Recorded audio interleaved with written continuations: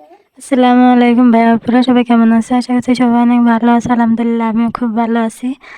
তো আমার ব্যস্ত বিকালের কিছুটা সময় তোমাদের মাঝে একটু শেয়ার করলাম। আসলে এই যে আসরের পর থেকে সন্ধ্যা পর্যন্ত খুবই অল্প সময়, আর এই সময়ে কিন্তু অনেকগুলো কাজ আমার করতে হয়। তো তারপরেও কিন্তু সবগুলো ভিডিও তো আর করা সম্ভব না, যতটুকু পেরেছি ততটুকুই দেখালাম, তোমাদের মধ্যে একটু শেয়ার করলাম।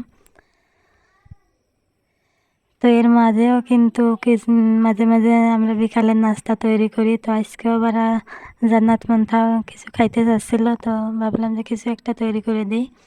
তো সেজন্যই চলে আসলাম, আগে উঠান ঝাড়ু দিয়ে নিলাম, তারপরে এখন একটা নাস্তার মানে কেক পিঠা বানাইতে চলে আসলাম।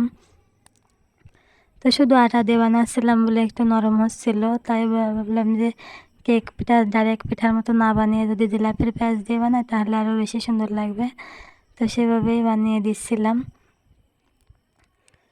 তো ওরা দুজন তো খুবই খুশি, আর এই যে বেড়াচ্ছিলো এখান দিয়ে। তো পিঠাটা বানানো শেষ করেই আমি চলে আসছি আবার থালাবাটিগুলো নিয়ে কলপাড়ে। তো কলপাড়ে আসার পরে এখন হচ্ছে থালাবাটিগুলো ধুয়ে নিচ্ছি, কারণ এখন অল্প সময় আছে, এর মাঝে কিন্তু রান্নাও শেষ করে নিয়েছি। অবশ্যই তোমাদের সঙ্গে সেটা শেয়ার করতে পারিনি।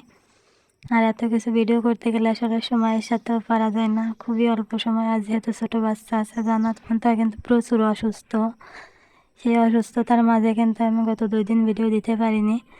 তো ভাবলাম যে আজকে একটা ছোটোখাটো আকারে একটা ভিডিও দিই। এর মধ্যে যে আমার ডিমের রানীরা চলে এসেছে এবং আমি তাদের ঘরে তুলতেছি। সন্ধ্যা কিন্তু অলরেডি হয়ে গেছে, মাগরিবের আজান দিবে দিবে। তো ভিডিওটি ভালো লাগলে অবশ্যই একটু লাইক করবে, কমেন্ট করবে, বেশি বেশি করে শেয়ার করবে। আল্লাহ হাফেজ।